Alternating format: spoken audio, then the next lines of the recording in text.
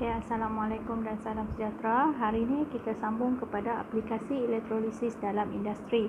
Okey, kita akan lihat apa aplikasi dalam elektrolisis dalam industri, iaitu yang pertama adalah pengekstrakan logam, yang kedua penulinan logam, yang ketiga penyaduran logam, yang keempat adalah pengolahan air sisa dengan menggunakan elektropenggumpalan. Okey, ini antara aplikasi yang digunakan elektrolisis.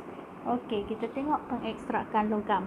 Okey, pengekstrakan logam ini adalah logam seperti kalium, natrium, kalsium, magnesium dan aluminium diekstrak daripada bijinya atau garamnya secara elektrolisis. Okey, ini adalah aplikasi kepada elektrolisis dalam keadaan leburan. Maksudnya biji-biji besi yang tidak tulen yang kita ambil daripada kerak bumi, kita akan buat elektrolisis dan akan dapat logam asal dia.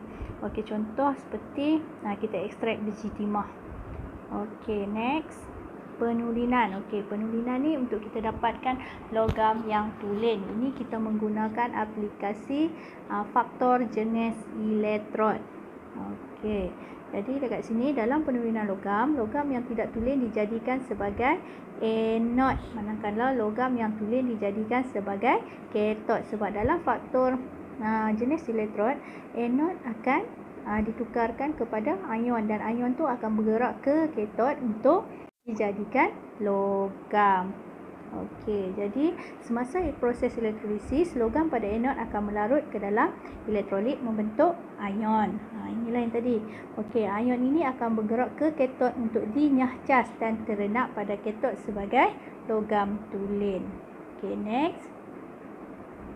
Penyaduran logam. Okey, penyaduran logam ini adalah proses kita menyadurkan sesuatu logam dengan logam yang lain. Contoh, kita sadur logam emas, platinum atau perak disadur pada logam lain untuk dijadikan logam itu kelihatan lebih cantik dan tahan kakisan. Dan ini juga kita menggunakan aplikasi faktor jenis elektrod.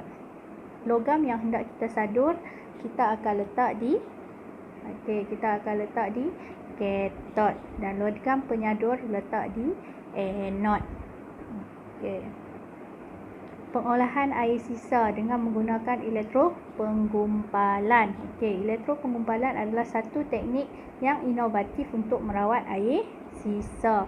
Elektropenggumpalan mengaplikasikan dua proses, iaitu proses elektrolisis dan juga proses penggumpalan. Okey, jadi bagaimana proses rawatan air melalui proses elektrolisis ni? Okey, pada anode, elektrod logam seperti aluminium mengion dalam elektrolit untuk menghasilkan ion aluminium yang bercas positif. Okey, pada kathod pula, ion hidrogen dipilih untuk dinyahcas untuk membentuk gas hidrogen. Gelembung gas hidrogen terbebas dari kathod dan naik ke permukaan air. Okey, boleh tengok dalam gambar rajah yang ada. Okey, ini gambar rajah proses penggumpalan sisa. Okey, di mana? Okey, apabila ion aluminium, ion hidroksida dan bahan pencemar dalam air sisa bergabung untuk menghasilkan gumpalan yang dikenali sebagai flock. Okey, kita nampak ni flock.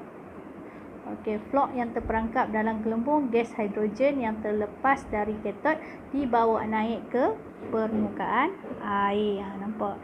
Flock tu dibawa naik ke permukaan air. Flock yang lain tenggelam dan berkumpul pada dasar. Okey, itu saja untuk tajuk aplikasi dalam kehidupan harian menggunakan sel elektrolisis, iaitu ada 4 yang kita bincang tadi iaitu pengekstrakan logam, penulinan logam, penyaduran logam dan juga pengolahan sisa. Okey, terima kasih. Assalamualaikum.